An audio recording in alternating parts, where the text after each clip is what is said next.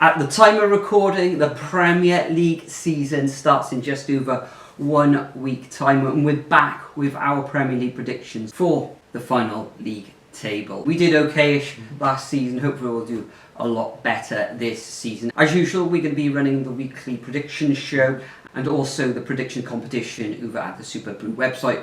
All the details in the description below. So without further ado, let's just jump straight into it with our predictions, alphabetically with Arsenal. So like Championship, going A to Z this year, unlike 1 to 24 hours when we normally do it. Now, Arsenal like to sign a lot of trash from Chelsea, don't they? Kepa's a massive example of that, of course, on loan for Bournemouth last year. I do like the Supermendy signing, but that Gyökeres deal, man, absolutely terrible. Everyone knows my opinions on it, of course. He used to play for Swansea in the Championship. He, 12 games, 0 goals. Absolute rubbish lamppost. Coventry, he was a bit patchy at times, but he did score on the odd occasion. And then ends up in Portugal and actually scores goals. He smashes it because he scored more goals than he made appearances. Exactly, so that does worry me about him returning to the Premier League, of course, because if there was a reason he couldn't do well in certain aspects in the Championship and at Brighton, then that's a massive red flag for me. In terms of where they're going, I think they're going to return to their holy grail of fourth. When you weigh them up between that Chelsea squad, Man City bouncing back, and Liverpool just basically going to walk the league this year, spoiler for later. First, I can put them as fourth. Fourth, Nathan. Well, I think in the last 3 seasons, they've actually finished runners-up in those seasons. There's rumours of Eze coming in from Crystal Palace, whether he will come though. There's a few people advising not to because of the amount of game time he'd get. Going out the door, they haven't lost too many. We all know about Thomas Partey, oh dear. Tavares gone to Lazio, and Jorginho going back to Brazil with Flamengo. Coming in, as you see, likes of Kepa, etc. Zubimendi, superb. And we'll all find out how Gyökeres gets on in the Premier League. For me, though, I think they're going to have a real decent season again. There are a couple of other clubs looking strong, so I've got them in 3rd position. Moving on to the next A in the alphabet, we've got Aston Villa. Another good season from the Villains last year. Unai Emery doing a brilliant job there since they've come up from the Championship a few years ago. They've really cemented themselves.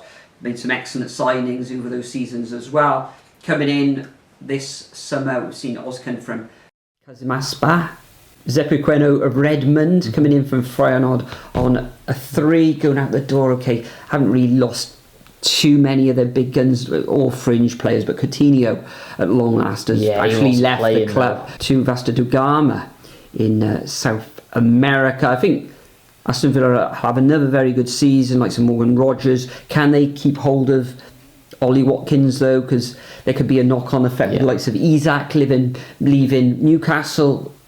Could Newcastle come in for Ollie Watkins, or even Manchester United? Even though it looks like Sesko could be joining the Red Devils, who knows on that one at the present moment in time. But Villa, another very good season for me. I've got them they could be finishing in the Champions League spot because I've got them in 5th. Interesting. I've got them one below in 6th. I had them in 3rd place last year because I really do like that squad. They've retained it, they've kept it, but I think they just need that little bit extra spice in there. Spend a bit more money, get a marquee signing. You do that. I love Unai Emery as a manager at this level. I love that front line. If you can get that marquee signing in, I'm putting you in Champions League. But for now, the highest I can put you is 6th. We've still got Tielemans as well, who had another very, very good season last season.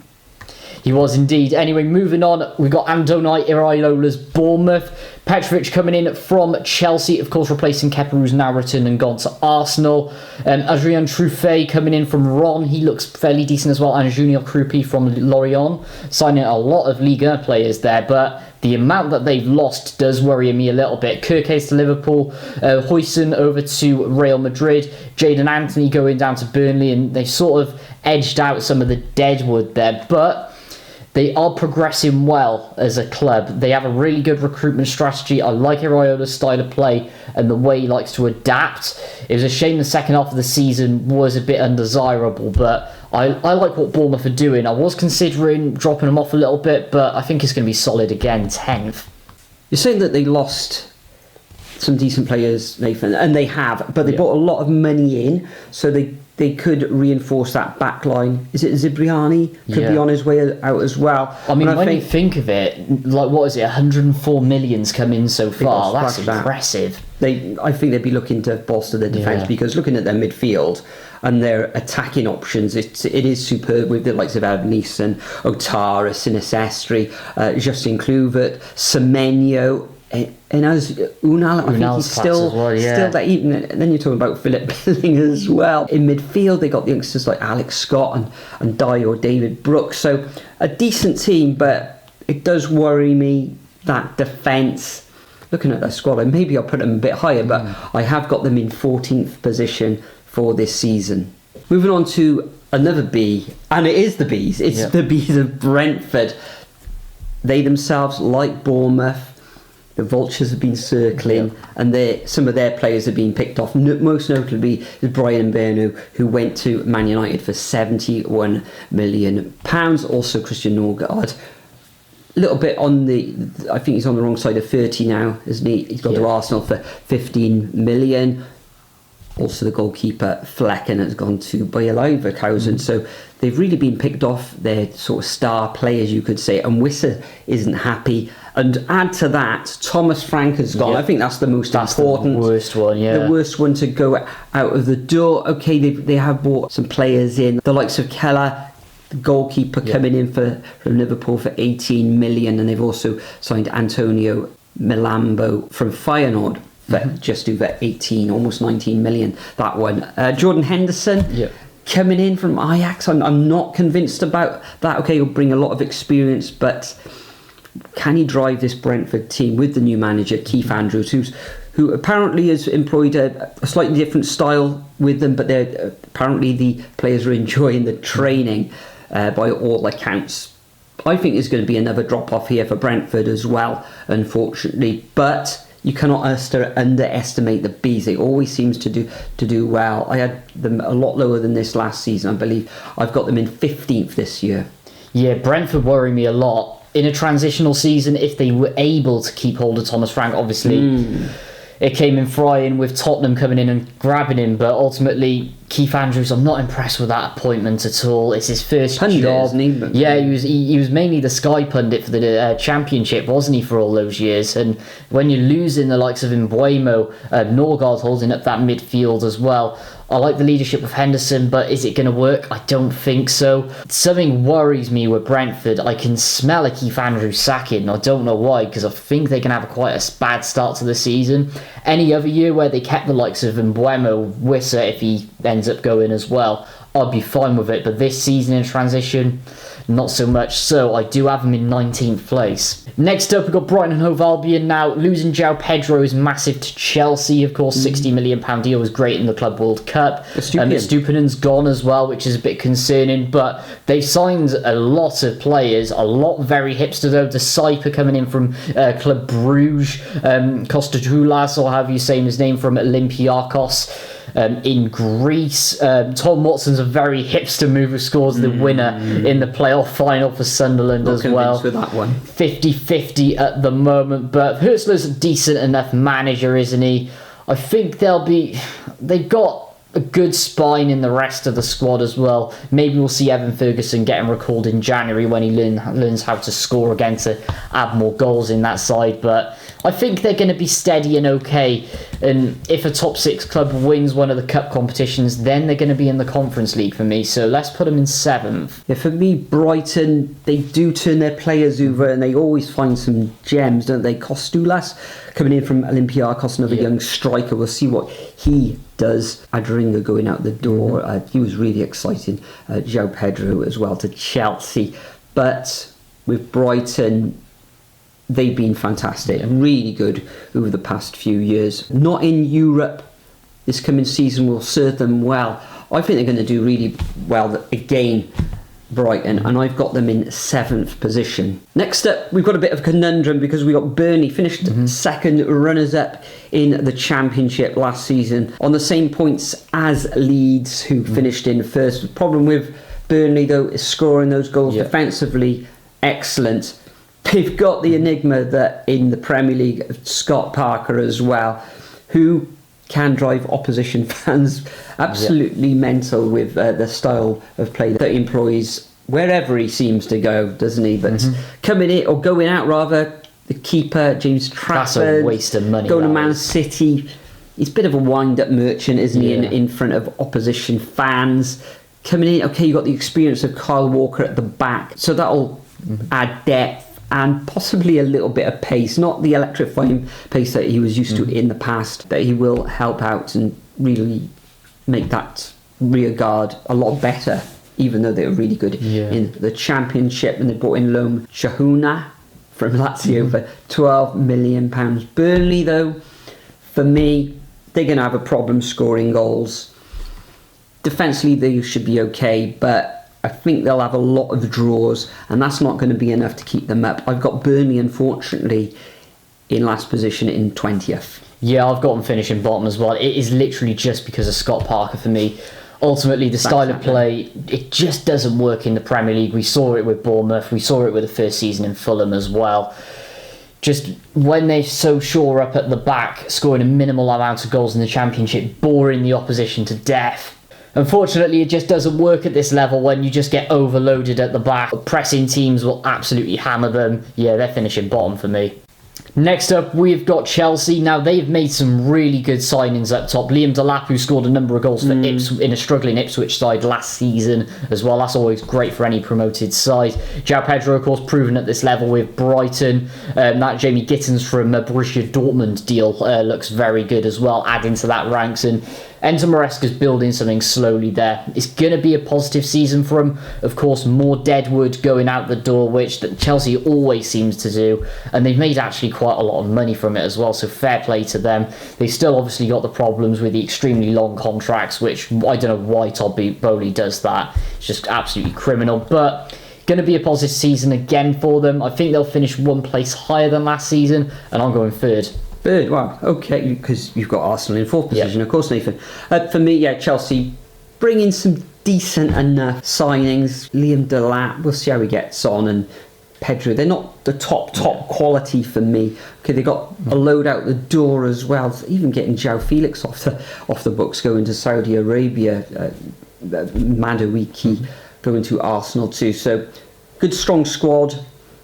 Good team on the day. I think they could beat anybody, as we saw in the World Club Championship, where they came away victorious with, and they absolutely smashed Paris Saint-Germain. Yeah, considering how good they were in the Champions League as well. Cole Palmer, he veered off at the end of the season, but he looked good in that tournament. I expect them to have another strong showing. However, keeping everybody happy, consistency is key, and I think sometimes they can blow hot and cold, but I think they'll have another very good season. They're in Champions League action as well. Maybe that'll help them, maybe it'll hinder them, but I think they'll finish in fourth position again this season. Next up, we've got Crystal Palace. Now, I'm not too sure what to do with Palace here.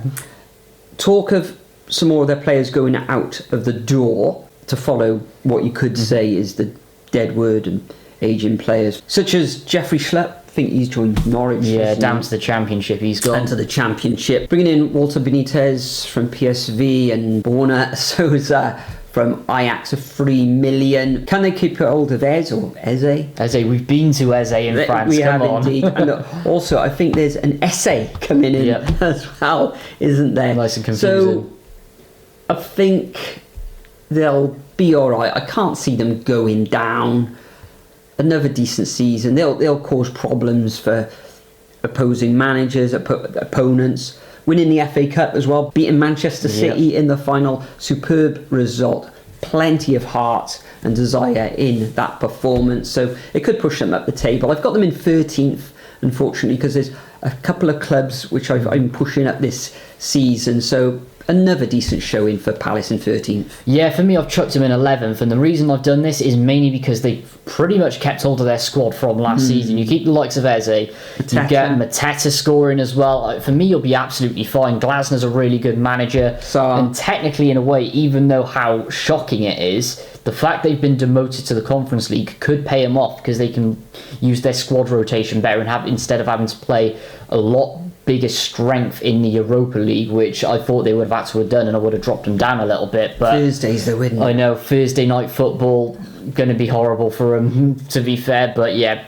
11th for Palace for me, another solid season. Moving on, got Everton, of course, David Moyes in his first full season in charge of, what is it, the Hill Dickinson Stadium or whatever monstrosity that they've called their new ground. Of course, no more Goodison Park there. Torino Barry is the transfer I really like from Villarreal coming in. He really made an impact towards the end of last season, Moyes did, in what is a fairly decent squad actually as well. Loads of deadwood going out the door, which Everton, they always seem to pull in, don't they? But is Moyes going to bring the end to it? I don't know. But I think they're going to rise a little bit, but not too far. I think they're going to go from 13th to 12th. How ironic. Yeah, 12th position for me. Dave Moyes now, he'll have a full pre-season. Okay, they did okay in that championship in America, didn't they? That 4-team competition. I don't think they actually won in it, but getting rid of the likes of Decore, who's out the door, and Neil Maupay, bringing in some fresh faces. I think they're going to do really well. Not qualifying for Europe or anything, but I can see them in the new stadium. It's their first year there. I think they'll do well, and I've got them finishing in 9th position. Next up, we move on to the letter F and Fulham. Now, Fulham at the time of recording haven't actually signed anyone of note. A few people have been released, likes of Vinicius and Willian. Surprisingly, or maybe not surprisingly, out of the door. I think they're going to have another solid season. Finished 11th last year, and I think it's going to be exactly the same again. A lot of those players, though, the younger players, another year older, so maybe they can climb and knock on to those European spaces. But the quality in this league again, when then the players coming in, I think they'll have another solid season. Maybe the fans will be happy with my prediction of 11th position. Yeah, I like Marco Silva as manager, but I just think, well, it is the lack of signings considering at the moment. If any other club sort of was quite frigid with who they were bringing in, etc., then maybe I'll put them in the same position. But because everyone's strengthened around them, they've still got a very good squad. Don't get me wrong with Fulham. But I just can't put them where they finished last year. I think they're going to finish 14th, but they're not going to really be in any big danger, aren't they?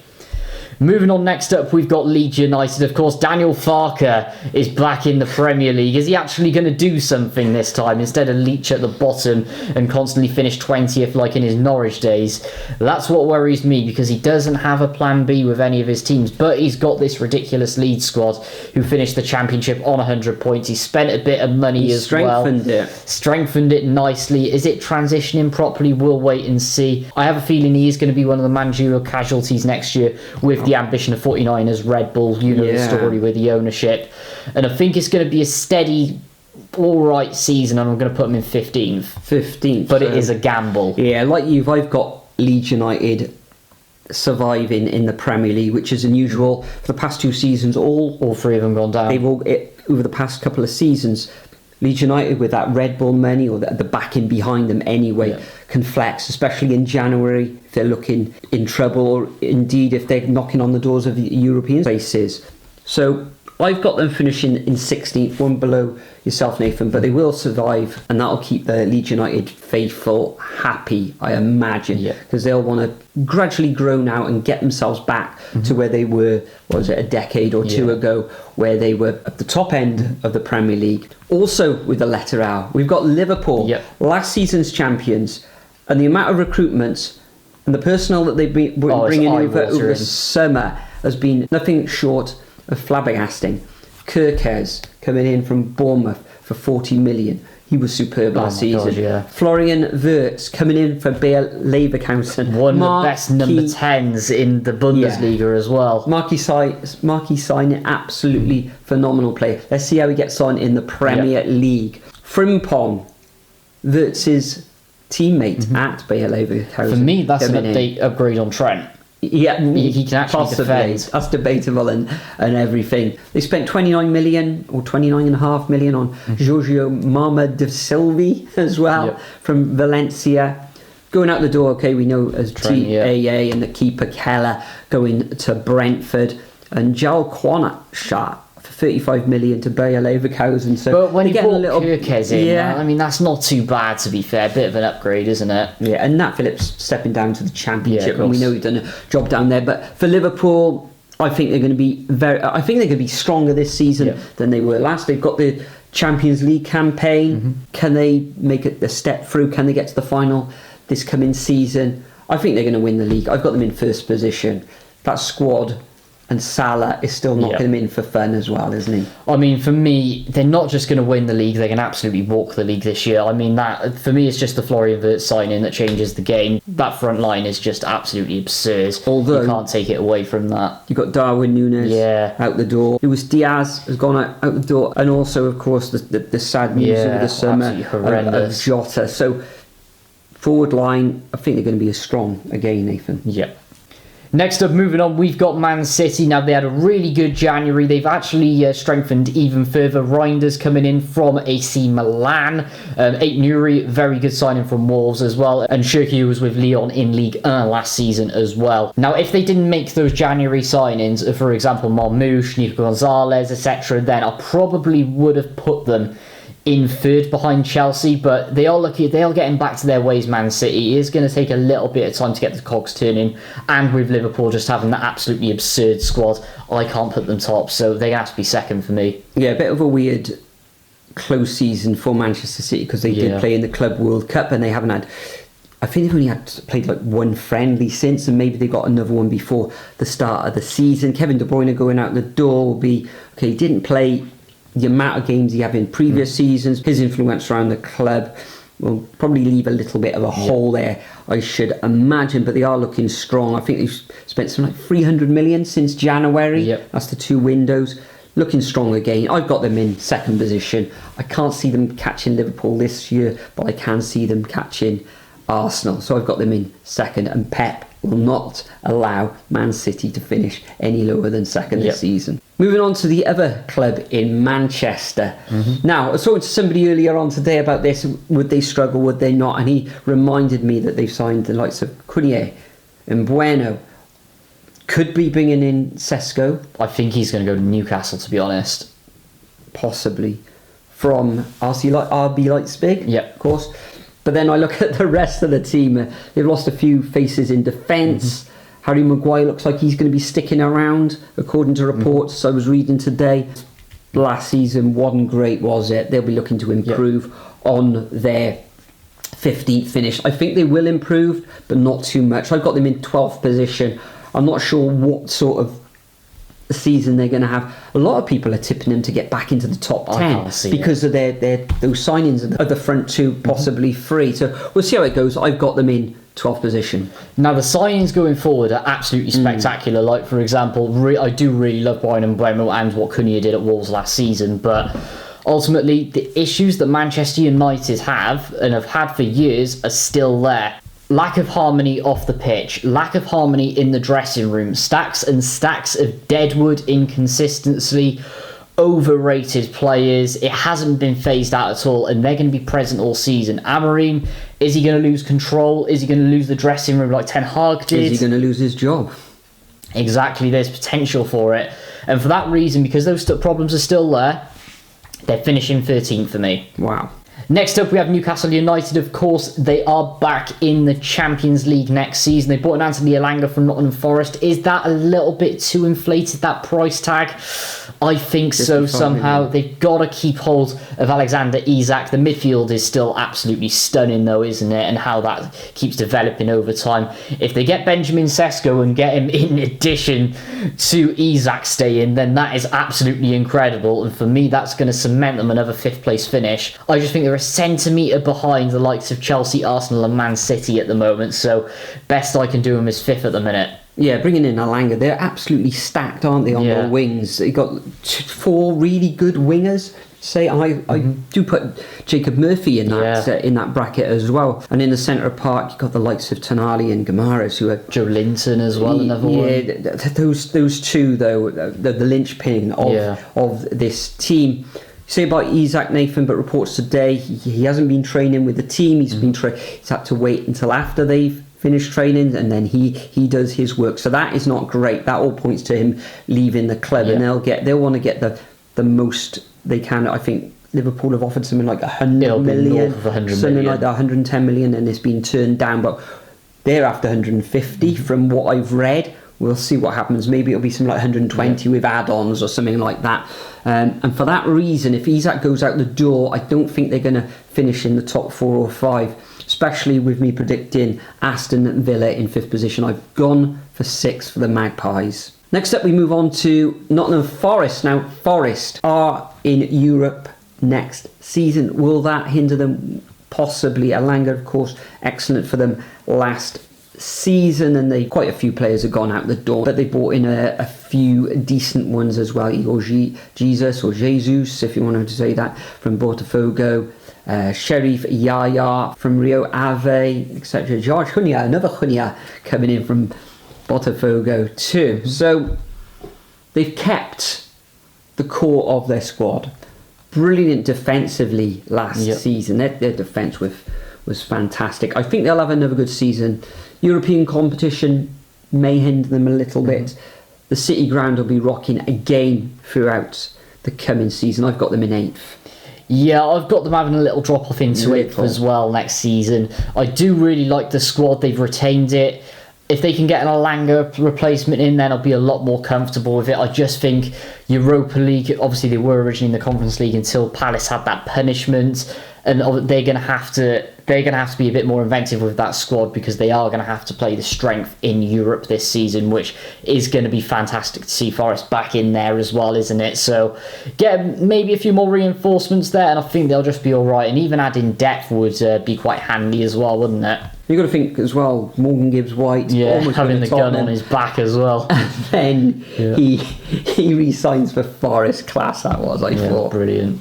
And talking about Tottenham, they're next up. Madison, unfortunately, looks like he's out for the season. ACL, I believe. Like Son deciding to go to the United States, the MLS. It's LAFC, isn't it? Not LA Galaxy, LAFC. Bought a load of players in, though.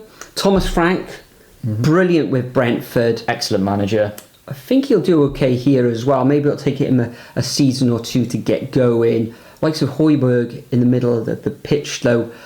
Off to Marseille, but Kudus is an interesting one coming in from West Ham for 55 million. We'll see how he gets on. With Son going out the door, though, probably a direct replacement, you could say. I think they'll do a lot better, especially with the manager. I think Thomas Frank's a good manager. I've got them in 10th position, and I think they'll, over the next coming seasons, I think they will move up the table.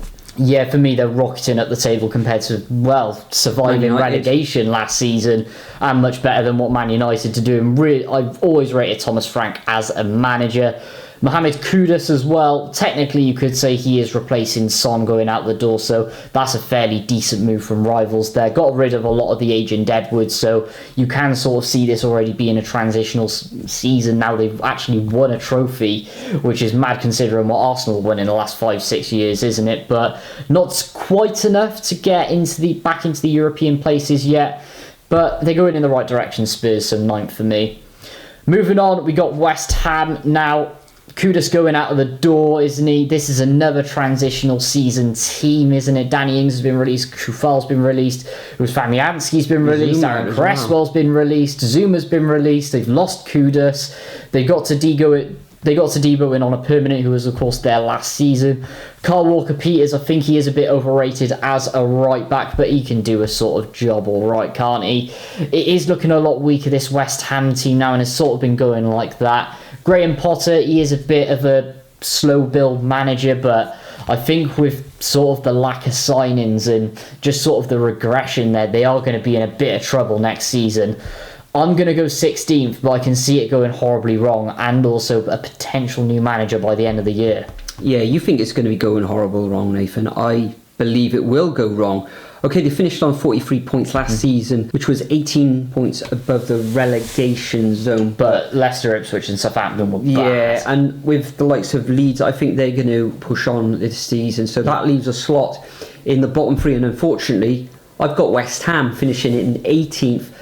Players going out, these ones coming in. And Tobido, who was there last season, I don't think they look great at all. I think there's going to be trouble ahead here for the Hammers. I think they're going to go down, unfortunately. I've got them in 18th. Sorry, Cyber Leader. And the final team we come to is Wolves losing possibly the best 2 players. Yeah. However, I've underestimated Wolves in the past. They've actually finished a lot higher, etc. It could happen this season. I have got them in 17th position. They seem to always pull out a diamond, don't they? But will the likes of Cunha and Aït-Nouri, will that be a bitter blow to them? I know when Cunha wasn't playing last season, a lot of goals dried up, didn't they? So I've got them surviving I've got them in 17th. Yeah, for me, you just can't lose that much quality and not replace it. I mean, they got this Fair Lopez guy in from Celta Vigo, but is he really going to bring that quality like when they signed Cunha originally from Atletico Madrid? I'm just a bit concerned about it. Strand Larson will get the goals, of course. Now he's on a permanent again. But ultimately, when you line it up with the rest of the teams, I know we have missed out Sunderland, which we'll get to in a moment, of course. But ultimately, I just don't see where the goals and the quality in this team's going to come from with the others around them. So I've got them dropping down the kitchen sink in 18th. And finally, of course, we did indeed miss one. Sunderland. How could we forget? Exactly. Now, sorry, Mr. Michael Bowers, I know you're watching this, bud, but ultimately Sunderland have signed an awful lot of players. They've got that young core of the squad, haven't they? They've lost Jobe Bellingham, but they've still got the quality there in a way, haven't they? Granit Xhaka coming in for experience, for example. Patches of class all over the pitch as well that are going to get the goals and get the dinner done. So I'm going to go for something wild, and I'm going to put them in 17th. Wow. Regis Lebris. We thought it was a very hipster appointment last season, but he got the job done. Yeah, I was thinking about this earlier. Most people probably have got Sunderland finished bottom in the bottom 2. I've actually got them finishing in 19th, which may be a little bit harsh with the signings they've come in. Okay, Joe Bellingham, is he really worth the amount of money Dortmund paid for him? I don't think he is somehow. Maybe it's the potential for the future and shirt sales and all that sort of thing. But Sunderland, I think they'll battle away. But I just ultimately think with the gulf in class between the 2 divisions, I think they're going to suffer here. And the way they got over the line last season as well, come in from behind in that playoff final, I've got them in 19th position. So there we have it. Those are our final league table predictions for the 2025-2026 season.